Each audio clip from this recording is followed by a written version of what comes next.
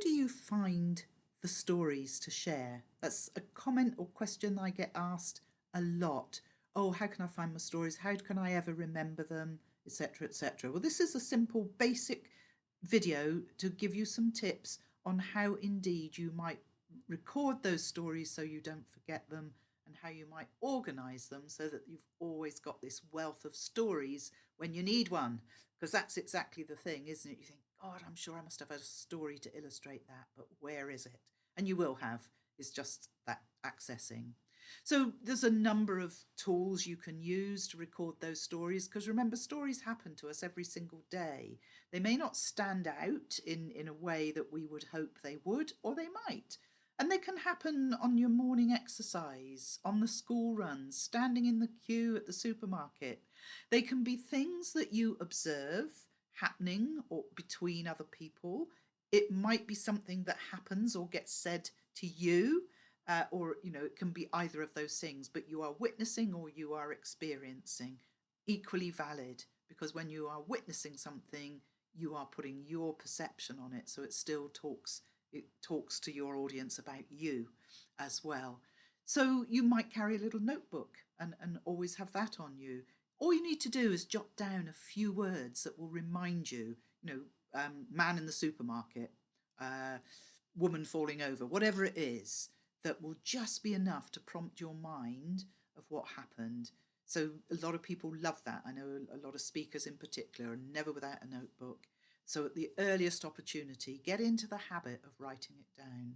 Personally, I prefer the voice recorder on my phone. I've nearly always got my phone with me. I find it more immediate and quicker. However, of course, that's not always an easy method, because you might be among people where it's not appropriate to say man who fell over into your phone. So that might not be the right thing for you. But also you can type notes onto your device. You'll almost certainly have a notes app there somewhere. So those are three things that I can think of. If you want to have something special, go to my resources page on my website. I've produced a journal with some prompts of different kinds of story, where you could just make a note of the different stories that you have there. So, there's all sorts of ways. But then it's also, how do you organise those stories? So when you want a particular story, it's easy to find.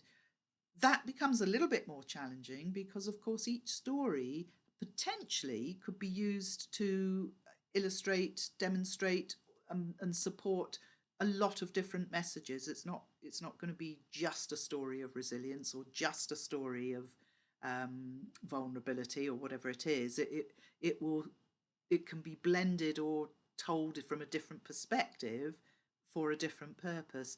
But that's okay, put it in two places. So whether you like a physical collection of those stories, maybe one per post-it note, for example, and have somewhere to keep those.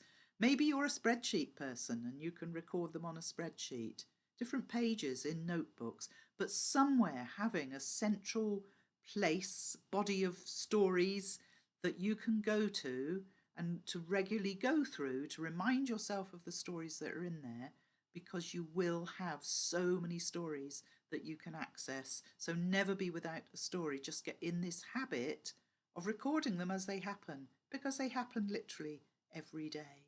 All right, I hope that's useful. And if it would be helpful to have a call with me to explore how I can help you pull those stories together, how to craft them for your content, whether that's for your digital marketing or for your talks and presentations, get in touch, arrange a call. I'd love to have a chat with you.